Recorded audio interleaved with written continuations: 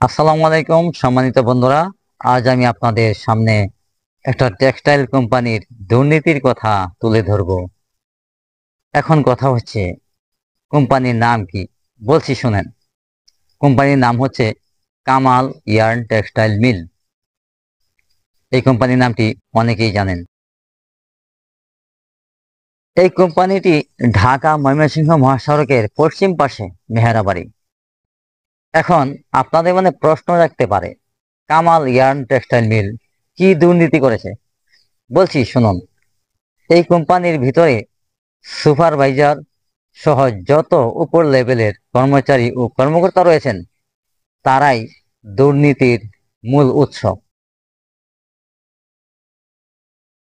বাংলাদেশে অনেক শিল্প কারখানা রয়েছে, আর প্রত্যেক শিল্প কারখানা মাস শেষ হওয়ার 7 কর্মদিবসের মধ্যে তাদের স্যালারি ব্যাংক অ্যাকাউন্টে পৌঁছে দেয় এবং দেওয়ার কথা। কিন্তু কামাল ইয়ার্ন টেক্সটাইল মিল মাস শেষ হওয়ার পর 7 কর্মদিবস নয়, 10 কর্মদিবস পার হয়ে যায়, স্যালারি দিতে চায় না। সমস্যা থাকতেই পারে, কিন্তু প্রতি মাসে তো আর একটা কোম্পানির সমস্যা থাকার কথা নয়।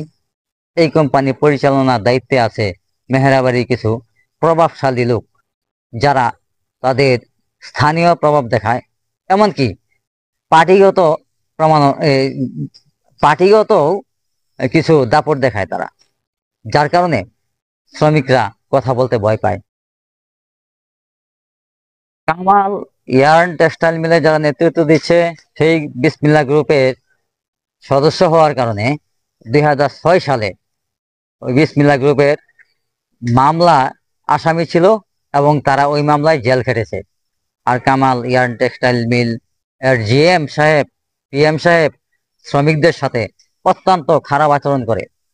আমার কথা যদি বিশ্বাস না হয়, সমাজের যারা ওই পরিচালনাকারী রয়েছেন, যারা সমাজপতি রয়েছেন, তারা একটু নজর দিবেন, তাহলেই জানতে পারবেন।